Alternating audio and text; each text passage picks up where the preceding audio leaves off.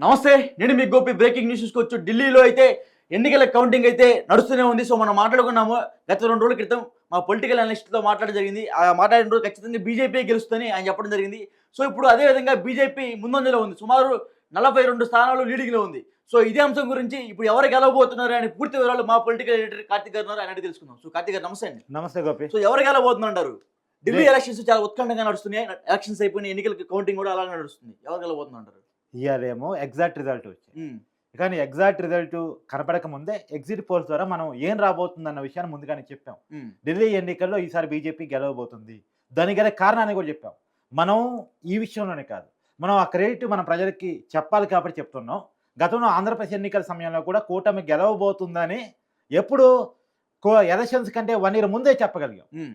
తర్వాత కాలంలో కూడా తెలంగాణలో కూడా కాంగ్రెస్ పార్టీ గెలవబోతుంది, రేవంత్ రెడ్డి జనం విశ్వసిస్తున్నారు, అతను ఇస్తున్న హామీలు కావచ్చు, లేదా కేసీఆర్ మీద వ్యతిరేకత కావచ్చు అని చెప్పింది మనమే. ఓకే. సో ఎలాగైతే తెలుగు రాష్ట్రాల్లో మనం కరెక్ట్గా చెప్పామో, ఢిల్లీ ఎన్నికల విషయంలో మనం స్పెసిఫిక్గా ఎందుకు చెప్పాము, మధ్యలో అనేక ఎన్నికలు ఉన్నా వాటి విషయంలో పక్కన పెట్టి ఢిల్లీ ఎన్నికలు ఎందుకు చెప్పామంటే, ఢిల్లీ అనేది క్యాపిటల్ ఆఫ్ ఇండియా, అవును, దేశ రాజధాని.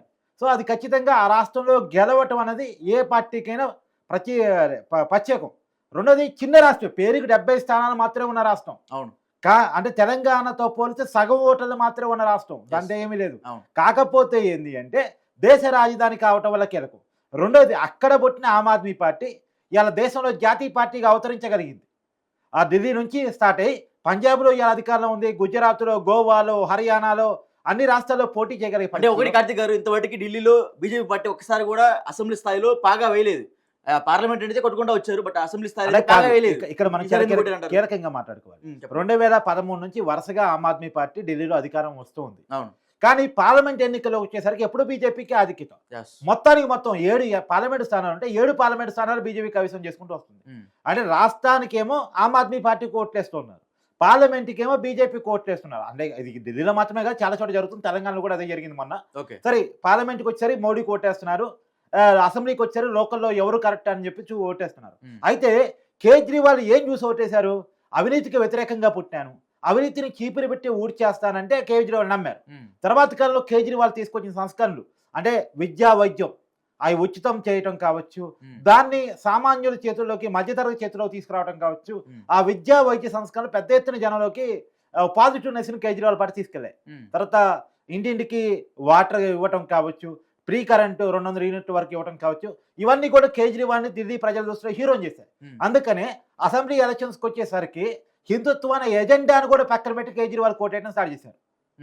కానీ ఎప్పుడైతే అదే కేజ్రీవాల్ అవినీతి కేసులు ఇరుక్కున్నాడో, ఢిల్లీ లిక్కర్ స్కామ్లు ఇరుక్కున్నాడో, తర్వాత అతను కూడా సంపాదన పట్ల వ్యామోహంతో ఉన్నాడు, సంపాదించుకున్నాడు, పెద్ద ఇల్లు కట్టుకున్నాడు, సామాన్యుడు కాస్త అమీర్ అయ్యాడు అనేటువంటిది జనంలోకి ఎప్పుడైతే ఆ ఫీలింగ్ అయిందో కేజ్రీవాల్ పార్టీ వ్యతిరేకత రావడం స్టార్ట్ అయింది. సహజంగా వరుసగా అధికారంలో ఉన్న తర్వాత 3-4 పర్యాయాలు అధికారంలో ఉన్న తర్వాత సహజంగానే వ్యతిరేకత వస్తుంది. వ్యతిరేకత రాదని కాదు, ఆ వ్యతిరేకత తోడు ఇతను బాగా సంపాదించుకోవడం చేసుకున్నాడు, రెండోది అవినీతి కేసుల్లో ఇరుక్కున్నాడు, అవినీతికి వ్యతిరేకంగా పోరాడతానని చెప్పే మాటలు మాత్రమే చెప్పాడు, కానీ అవినీతికి పాల్పడ్డాడు అనేటువంటి జనం బలంగా నమ్మిన తర్వాత అది కొలాప్స్ కావడం స్టార్ట్ అయింది. కానీ ఈ కొలాప్స్నెస్ ఇప్పుడు వాస్తవంగా ఆమ్ ఆద్మీ పునాదుడికి ఇబ్బంది. ఢిల్లీలో పుట్టిన పార్టీ, అవినీతికి వ్యతిరేకంగా పుట్టిన పార్టీ, ఢిల్లీని రోల్ మోడల్ గా చూపించే దేశంలో ఎదుగుతున్న పార్టీ, ఆ రోల్ మోడల్ అని చెప్పుకున్న చోటే ఓడిపోవటం అని అంటే ఇవాళ పునాదులు కదిలిపోయే పరిస్థితి. నీకు ఉదాహరణ చెప్తా, భారతదేశ రాజకీయాల్లో చరిత్ర తెలిసిన వాళ్ళు ఎవరికైనా కమ్యూనిస్టులు పశ్చిమ బెంగాల్ అనే విషయం తెలుసు. 30 సంవత్సరాలు వరుసగా అధికారం, మామూలు విషయం కాదు. 20 సంవత్సరాలు జ్యోతి బసు ముఖ్యమంత్రి, ఈ దేశంలో అత్యధిక కాలం ముఖ్యమంత్రిగా పనిచేసినటువంటి వ్యక్తి జ్యోతి బస్. సిపిఎం పార్టీ దాదాపు 30 సంవత్సరాలు పశ్చిమ బెంగాల్ ఎదగలిగింది. పశ్చిమ బెంగాల్ని చూపించి దేశవ్యాప్తంగా ఆ పార్టీ ఎదగడానికి చూపించుకొని ప్రయత్నించింది. ఎప్పుడైతే పశ్చిమ బెంగాల్లో ఆ పార్టీ ఓడిపోయిందో దేశవ్యాప్తంగా కూడా ఆ పార్టీ ఉనికి లేకుండా పోయింది. అంటే ఉనికి అంటే కేరళలో అధికారంలో ఉంది, ఈ దేశంలో ఇప్పటికో రాష్ట్రంలో అధికారంలో ఉంది, కానీ ఆ పార్టీ దేశంలో చెప్పుకోదగ్గ పరిస్థితిలో లేదు. ఏమందో జాతీయ పార్టీ ఉండాలా వద్దా అన్న కాడ ఉంది ఆ పార్టీ. కానీ ఒకప్పుడు దేశంలో పశ్చిమ బెంగాల్ ద్వారా దేశంలో వరుసగా ఆ పార్టీ విజయ డంకా మోగించినటువంటి పరిస్థితి. వివిధ రాష్ట్రాల్లో ఆ పార్టీ పశ్చిమ బెంగాల్ చూపించి కేరళలో, కేరళను చూపించి త్రిపురలో ఎదిగినటువంటి పరిస్థితి. తర్వాత తెలుగు రాష్ట్రాలు కూడా పార్టీ పెద్దగా ఎదిగింది. ఇప్పుడు ఆమ్ ఆద్మీ పార్టీ కూడా అలానే ఇప్పుడు ఢిల్లీని చూపించి పంజాబ్లో అధికారం రప్పించుకోగలిగింది, గోవాలో పోటీ చేయగలిగింది, హర్యానాలో పోటీ చేయగలిగింది, గుజరాత్లో బీజేపీకి చెమటలు పట్టించగలిగింది. ఆ చిన్న విషయం కాదు. కాబట్టి ఆ జాతీయ పార్టీ స్థాయి కలిగింది. తెలుగు రాష్ట్రాలు కూడా ఆ పార్టీ శాఖలు ఉన్నాయి. తెలంగాణలో ఆమ్ ఆద్మీ పార్టీ శాఖ ఉన్నాయి, అంటే పోటీ చేసే స్థాయి లేకపోయినా శాఖలు ఉన్నాయి. ఆంధ్రాలో ఉన్నాయి. కానీ ఇప్పుడు ఢిల్లీలో ఓడిపోవడం వల్ల, ఎక్కడైతే రోల్ మోడల్గా పుట్టిందో అక్కడే ఆ పార్టీ ఓడిపోవటం వల్ల పునాదులు బయటపడిపోయాయి, పునాదులు దెబ్బతినిపోయాయి. రేపు ఆ పార్టీ మిగతా రాష్ట్రాలను కూడా కోల్పోయే పరిస్థితి కనపడే అవకాశం ఉంటుంది. నీకు ఉదాహరణ కూడా చెప్తాను, గతంలో కమ్యూనిస్టులకి జరిగింది, ఇప్పుడు ఆమ్ ఆద్మీ పార్టీ కూడా జరిగింది. ఎప్పుడైతే మనం ఏ సిద్ధాంతాలు, ఏ విశ్వాసాలు, ఏ విలువలు అయితే చెప్తూ జనంలోకి వెళ్తామో ఆ విలువలు పట్ల కమిట్మెంట్ మనకి పోయిందని కనుక ప్రజలకు అర్థమైతే మన ఉనికే ప్రమాదం అవుతుంది. రెండోది, జాతీయ పార్టీలాగా ప్రాంతీయ పార్టీలు ఉండలేవు. ప్రాంతీయ పార్టీలు ఒక సపరేట్ ఎజెండాతో పుడతాయి. ఆ ఎజెండాను ఫుల్ఫిల్ చేసేంత కాలం ఆ పార్టీలు మనుగడ సాధ్యమవుతుంది. ఎప్పుడైతే ఆ ఎజెండా నుంచి పక్కకు దొరికారు అనేది అవుతారో ఆ పార్టీల మనుగడికే అవకాశం ఉంటుంది. ఇప్పుడు జాతీయ పార్టీలు వరుసగా ఓటంలో వచ్చినా సరే ఒక జాతీయ సిద్ధాంతంతో ఉంటాయి కాబట్టి, ఒక నేషనలిస్టిక్ సింబాల్స్తో ఉంటాయి కాబట్టి అది లాంగ్ రన్ లో క్యారీ ఆన్ అవుతూ ఉంటాయి. అది భారతీయ జనతా పార్టీకైనా కాంగ్రెస్ పార్టీకైనా అది సాధ్యం. కానీ ఈ ప్రాంతీయ పార్టీలకు అది అవకాశం ఉండదు. లీడర్ బేస్డ్ పార్టీలు ఆ లీడర్ మీద విశ్వాసం ఉన్నంతసేపు ఉంటారు. ఆ లీడర్ మీద విశ్వాసం పోయిందనుకో ఇమీడియట్లీ ఆ పార్టీలు మనుగడే కష్టమయ్యే పరిస్థితి. అక్కడ అలా ఉండదు. ఇప్పుడు బీజేపీలో మోడీ మీద నమ్మకం కోల్పోతే ఇంకో లీడర్ని పెట్టుకుంటారు, గడ్కరీని పెట్టుకుంటారు, అమిత్ షాని పెట్టుకుంటారు, యోగి ఆదిత్యనాథ్ని పెట్టుకుంటారు. ఇప్పుడు కాంగ్రెస్ పార్టీలో గాంధీ కూటమి మీద నమ్మకం పోయిందనుకో ఇంకొక వ్యక్తిని ముందు పెట్టి పెట్టుకునే ప్రయత్నం చేస్తుంటారు. సరే, ఇప్పటికీ గాంధీ కూటమి మీద డిఫెన్స్ అయ్యాక పార్టీ నడుస్తుంది, వేరే విషయం. ఆ పార్టీ వరుస ఓటములకు అదొక కారణం, దాన్ని రివ్యూ చేసుకోవాలి. అందుకని ఢిల్లీ ఎన్నికల్లో కూడా చెప్పాం, కాంగ్రెస్ పార్టీ ఈ దేశంలో వేసే పరిస్థితి లేదు, ఢిల్లీ ఎన్నికల్లో కూడా ప్రభావం చూపించే ఓట్లేదు అని చెప్పేసి నేను మొన్నే చెప్పాను. అందుకనే మనలాంటి వాళ్ళు, నేను చెప్తున్నాను, మనలాంటి వాళ్ళకి ఏదో నేషన్ సర్వేలు చేస్తే క్రెడిబిలిటీ ఉన్నట్టు అనిపిస్తే, మనలాంటి వాళ్ళు చెప్తే ఏదో పట్టించుకోరు, ఏదో చెప్పారులే అని చెప్పడం ఉంటుంది. కానీ వాళ్ళకంటే చాలా విశ్వసనీయమైన సమాచారాన్ని, విలువైన సమాచారాన్ని, వాల్యుబుల్ సమాచారం మనం మాత్రమే చెప్పగలం. వాళ్ళకి వాళ్ళు సరే, మనం 2 రోజులు మాట్లాడుకున్నాం, బీజేపీ ఖచ్చితంగా ముందు గెలుస్తుందని పక్కా చెప్పాను. రెండోది, 40 స్థానాలు బీజేపీకి రాబోతున్నాయి అని చెప్పాను. 25 నుంచి 30 స్థానాలు ఆమ్ ఆద్మీకి వచ్చే అవకాశం ఉంది. 1, 2, 0 నుంచి 3 వరకు ఆమ్ ఆద్మీ అదే కాంగ్రెస్ పార్టీకి వచ్చే అవకాశం ఉందని చెప్పాను. ఎగ్జాక్ట్ గా అటు ఇటుగా ఒక స్థానం అటు ఇటుగా అదే జరుగుతుంది. కాబట్టి ఒక ప్రజల నాడి తెలిసిన వాళ్ళుగా, గత దశాబ్దానికి పైగా భారతదేశ రాజకీయాలను చూస్తున్న వ్యక్తిగా, భారత ప్రజల నాడి ఎప్పుడు ఏ ఆలోచనతో, ఏ ఎజెండాతో ఎన్నికలు జరుగుతున్నాయి, ఏ ఎజెండా ప్రజల్ని ప్రభావితం చేయగలుగుతుంది, ఏ విశ్వాసాలని ప్రజలు నమ్ముతున్నారు అనేది పరిగణలోకి తీసుకున్న తర్వాత, ఏ ఎజెండాగా ఎలక్షన్ జరిగింది అని తెలుసుకున్న తర్వాత మాత్రం మనం అన్ని చెప్పడం జరుగుతుంది. అదే నిజమైంది. ఇప్పటికైనా ఇప్పుడు జరగబోయేటువంటి దేశ రాజకీయాలు చాలా కీలకం కాబోతున్నాయి. ఇప్పుడు బీజేపీ దేశవ్యాప్తంగా ఒక డౌన్ పాయింట్ ఎదుర్కొంది. మన పార్లమెంట్ ఎన్నికల్లో బీజేపీ చాలా ఇబ్బంది పడింది.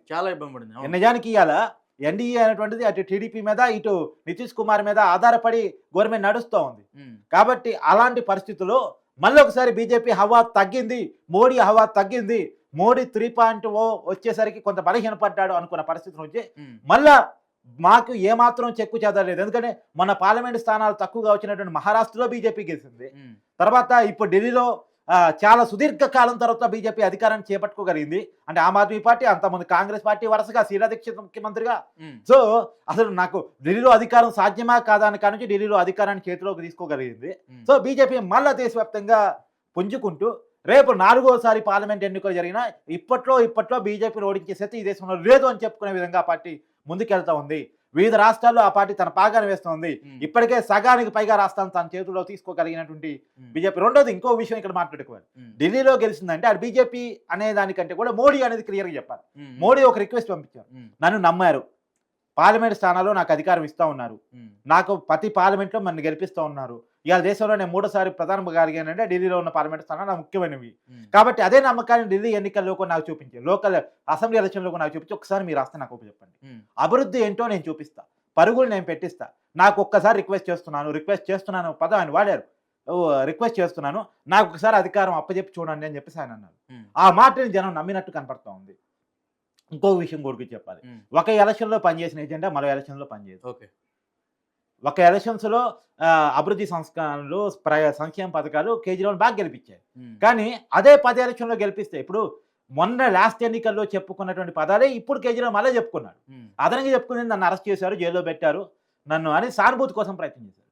కానీ సానుభూతి రాలే. కానీ ఇక్కడ కూడా ఒక కీలకమైన సందేశం అని ఇవ్వాలి. అరెస్ట్ అయితే మరి సీఎం అవుతారు, అరెస్ట్ అయిన వాళ్ళే గెలుస్తారు. ఎందుకంటే జగన్మోహన్ రెడ్డి విషయంలో అది జరిగింది, చంద్రబాబు విషయంలో అదే జరిగింది అనే రేవంత్ రెడ్డి విషయంలో అది జరిగిందని చాలా మంది చెప్తుంటారు. అది తప్పు. ప్రతి అరెస్టును ఒకే ఘాటిని చూడాల్సిన అవసరం లేదు.